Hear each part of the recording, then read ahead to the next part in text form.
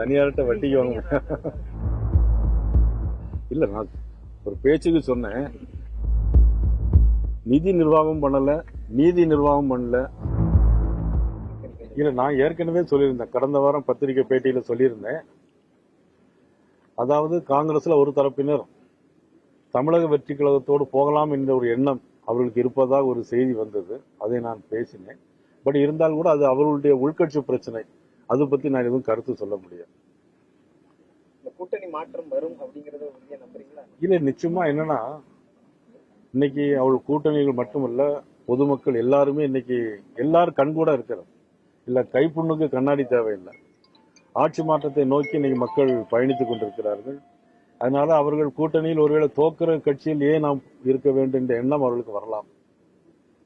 அதனால கூட்டணியில் மாற்றங்கள் வரலாம். காங்கிரஸ் கட்சியினுடைய தலைமை வந்து அதை தமிழ்நாடு காங்கிரஸ் கட்சி தலைவர்கள் தான், இரண்டாம் கட்ட தலைவர்கள் தான் தொடர்ந்து விமர்சிக்கிறாங்க. கரூர் எம்பி சொல்லியிருக்காங்க, செல்வப்பிரந்தை சொல்லியிருக்காரு. ராகுல் காந்தியோ மல்லிகார்ஜுன கார்கேயோ அது குறித்து எந்த பிபின் சக்கரவர்த்தி குறித்து அவர் பேசினது தப்பு அப்படின்னு சொல்லி யாருமே சொல்லல. அது எதை காட்டுதுன்னு நினைக்கிறீங்க? அவரு இது அவங்களுக்குள்ளே அது மாற்றம் வேணும், இவங்கள பேச வச்சு அதுவரை முடிவு என்ன வருதுன்னு பார்க்கலாங்கிறதுக்காக கூட இருக்கலாம். ஒரு சின்ன மீனை விட்டுட்டு அப்புறம் பெரிய மீனை பிடிக்கிறதுக்காக கூட இருக்கலாம்.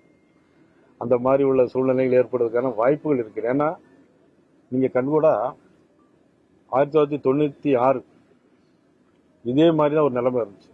தொடர்ந்து அவங்க கட்சியில் இருப்பதாக இருந்துச்சு. பிறகு அதனால வந்ததுதான் தமிழ் மாநில காங்கிரஸ், உங்களுக்கு எல்லாம் தெரியும்.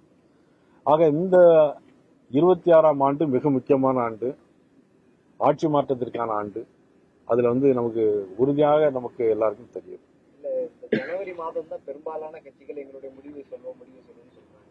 என்டிஏக்கு வரக்கூடிய கட்சிகளினுடைய முடிவு இந்த மாதத்தில் இருக்குமா? எந்தெந்த கட்சிகள்லாம் வரதுக்கு வாய்ப்பு இருக்குது? பண்ணையார் அவர்கள் யார்கிட்ட எல்லாம் பேசியிருக்கிறாங்க? இன்னும் சரியாக 90 நாள் உறுதியா இருக்குது. 90 நாளுங்கும் போது அது கிட்டத்தட்ட ஒரு 70-80 நாள் தான். அப்புறம் பிப்ரவரி லாஸ்ட்ல நோட்டிபிகேஷன் போட்டுருவாங்க.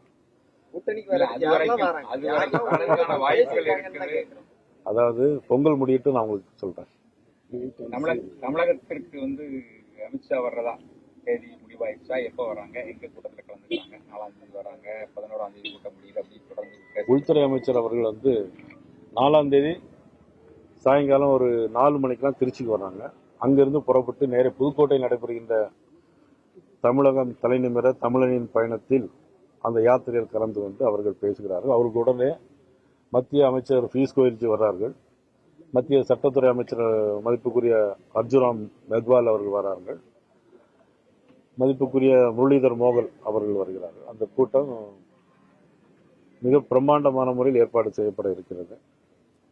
5ஆம் தேதி காலையில் அவர்கள் நேரே ஸ்ரீரங்கம் கோயிலுக்கு போகிறார்கள். ஸ்ரீரங்கம் கோயிலுக்கு போயிட்டு 11 மணிக்கு அங்கிருந்து பொங்கல் விழா நடைபெறுகிறது. தமிழர்களுடைய திருநாள் பொங்கல் விழா. ஏன்னா சில பேர் பொங்கலுக்கு வாழ்த்து சொல்லுவாங்க, ஏன்னா தமிழர்னு சொல்லி தப்பிச்சுக்கிடுவாங்க. அப்புறம் தீபாவளிக்கு வாழ்த்து சொல்ல மாட்டாங்க, கிறிஸ்துமஸுக்கு மட்டும் வாழ்த்து சொல்லுவாங்க சில பேர். அப்படிப்பட்ட ஒரு போலி மதச்சார்மையுமே இருக்கக்கூடிய ஆள்லாம் இருக்கிறாங்க. அதனால இன்னைக்கு நமது மதிப்புக்குரிய உள்துறை அமைச்சர் அமித்ஷா அவர்கள் பொங்கல் விழாவில் கலந்து கொண்டு நேரடியாக ஓபிஎஸ் அவர்களை திரும்பவும் அதிமுகவில் சேர்த்துக் கொள்ள எடப்பாடி அவர்கள் சம்மதித்திருக்கார் ஒரு தகவல் வருது. அதற்கான சாத்தியக்கூறுகள் இருக்குதா? என்டிஏல இருக்கக்கூடிய பாஜக தலைமை அதற்கான நடவடிக்கைகளை எடுத்திருக்கு? இல்ல, அது பத்தி கூட இன்னைக்கு ஒரு செய்தி வெளியாயிருக்கு. இல்ல, அது பத்தி எனக்கு கருத்து தெரியாது. நான் இப்போ திருநெல்வேலியில் இருக்கேன். சென்னைக்கு போனாதான் அவனுடைய எண்ணங்களுக்கு தெரியும். அது அப்படி வந்ததுன்னா உங்களுக்கு நான் கண்டிப்பா உங்களை கூப்பிட்டு கருத்து சொல்லுவேன். சேர்றதுக்கான சாத்தியக்கூறுகள் இருக்கு. இல்ல, அதை பத்தி நம்ம கருத்து சொல்ல முடியாது. நினைக்கிறீங்களா நீங்க? நான் நினைக்கிறேன் சேரணும். கண்டிப்பா நான் நினைக்கிறேன் எல்லாரும் ஒன்னாக வரணுங்கிற நினைக்கிறேன். பிரதமருடைய வருகை 9ஆம் தேதி புதுச்சேரிக்கு வருவதா இருக்குது. தமிழகத்திற்கு அதனுடைய தொடர்ச்சியா வருகை எதுவும் இருக்குதா? இல்ல, இப்பொழுது மத்திய உள்துறை அமைச்சர் அமித்ஷா அவர்கள் மட்டும்தான் வருவதா இருக்கிறது. பிரதமர் வருவதாக இன்னும் சரியான செய்தி ஒன்றும் வரவில்லை. வந்தவுடனே நாங்கள் கண்டிப்பா. உத்தரப்பிரதேச மாநிலத்தோடு தமிழ்நாட்டினுடைய கடன் வாங்கக்கூடிய அளவை ஒப்பிட்டு பேசக்கூடிய அந்த விகிதாச்சார முறை சரிதானா? அந்த மாநிலத்தினுடைய உள்நாட்டு உற்பத்தியும் தமிழ்நாட்டினுடைய உள்நாட்டு உற்பத்தியுமே ஏறத்தாழ தமிழ்நாட்டினுடைய வளர்ச்சியினுடைய விகிதம் வேற. ஆனா அந்த கடன் அளவை மட்டும் ஒப்பிட்டு பேசுறது சரியான அணுகுமுறையா இருக்கு. அதாவது தமிழ்நாடு, அதாவது மேனுஃபேக்சரிங் ஸ்டேட்ஸ் இருக்கு, உற்பத்தி செய்யக்கூடிய மாநிலங்கள். மகாராஷ்டிரா, தமிழ்நாடு, உத்தரப்பிரதேசம், உத்தரகாண்ட் எல்லாம் உற்பத்தி செய்யக்கூடிய மாநிலங்கள். ஒவ்வொருடைய வருவாய் வீதங்கள் வித்தியாசப்படும். இருந்தாலும் நம்மளுடைய கடந்த அதிமுக ஆட்சியில் இருந்த 4.5 லட்சம் கோடி. ஆனால் இன்னைக்கு அவர் 4.5 லட்சத்தோடு நிப்பாட்டி இருந்தால் அவருடைய நிர்வாக திறமை நல்ல திறமையான முறையில் அவர்கள் ஆட்சி செய்திருக்கிறார்கள், ஃபைனான்ஸ் நல்ல நிர்வாகம் பண்ணியிருக்காங்க நம்ம சொல்ல முடியும். ஆனால் 9 லட்சம் கடனுக்கு தாண்டி இன்னைக்கு பொங்கலுக்கு 5000 ரூபாய் கொடுக்க முடியாத ஒரு சூழ்நிலை திணறிட்டு இருக்கிறாங்க. யார்கிட்ட போய் கடன் வாங்கலாம் அப்படிங்கிற முறையில் இருக்கிறாங்க. தனியார்கிட்ட கூட கடன் வாங்கி கொடுத்தாலும் கொடுப்பாங்க, ஏன்னா தேர்தலை சந்திக்க வேண்டியிருக்கு. போன வருஷம் பொங்கலுக்கு அவங்க ரூபா கொடுக்கல, அதுக்கு முந்தின வருஷம் பொங்கலுக்கு கொடுத்தாங்க. அந்த கடனை மத்திய அரசு கொடுக்குமா பொங்கலுக்கு பணம்? இல்ல, இவங்க நிதி தர்றது இல்ல, மத்திய அரசு நிதி கொடுக்கறது இல்ல அப்படிங்கறது தான் எங்களோட பிரச்சனை அப்படின்னு சொல்லி தொடர்ந்து சொல்லப்படுது. கடனா கொடுக்குமா? இப்ப தமிழ்நாட்டில் இருக்கக்கூடிய எல்லா திட்டங்களுக்குமே 60% மத்திய அரசு கொடுத்துட்டு 40% இவங்க பங்களிப்பு கொடுக்கணும். இவங்களுடைய பங்களிப்பு 40% கொடுக்கதா இருந்தால் மத்திய அரசு எல்லா திட்டங்களுக்கும் 60% வாங்கி கொடுக்கறதுக்கு நாங்கள் தயார். தீபாவளி பண்டிகைக்கு கரூர் விவகாரத்தை முன்னிறுத்தி தீபாவளி பண்டிகை கொண்டாட வேண்டாம்னு நடிகர் விஜய் ஒரு கருத்து தெரிவிச்சிருந்தாரு. அடுத்தடுத்த கிறிஸ்துமஸ் விழா, புத்தாண்டு அந்த மாதிரி விழாக்களை கொண்டாடுறதுக்கோ தடை விதிக்கிறது செய்யல. கிறிஸ்துமஸ் விழாலையும் போய் கலந்துக்கிட்டாரு. திமுகவின் சாயலா தான் விஜய் செயல்படுகிறாருங்கிறது எல்லாரோட குற்றச்சாட்டா முன்னிச்சிருக்கு. நீங்க எப்படி பாக்குறீங்க? நீங்க சொல்றதை பார்த்தா அப்படித்தான் தோணுது எனக்கும்.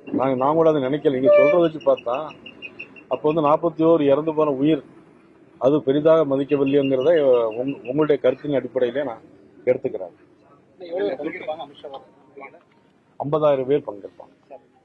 பணம் 5000 2-3000 கொடுக்கறதுக்கு பணம் இல்லை, நீங்க ஏற்கனவே தமிழ்நாட்டில் பணம் இல்லைன்னு சொல்லிட்டீங்க. இப்ப முதலமைச்சருடைய அறிவிப்பு வெறும் பொங்கல் தொகுப்புல இந்த பொருட்கள் மட்டும் தான் இருக்கு. பின்னாடி அறிவிச்சுவாருன்னு நினைக்கிறீங்களா? உங்களுடைய எதிர்பார்ப்பு தனியார்கிட்ட வட்டிக்கு வாங்க இல்ல, நான் ஒரு பேச்சுக்கு சொன்னேன். இருந்தா கூட மக்களுக்கு முறையான அந்த நிதி நிர்வாகம் பண்ணல, நீதி நிர்வாகம் பண்ணல, நீதித்துறையிலும் சரியான போக்கு தமிழக அரசு கடைபிடிக்கவில்லை.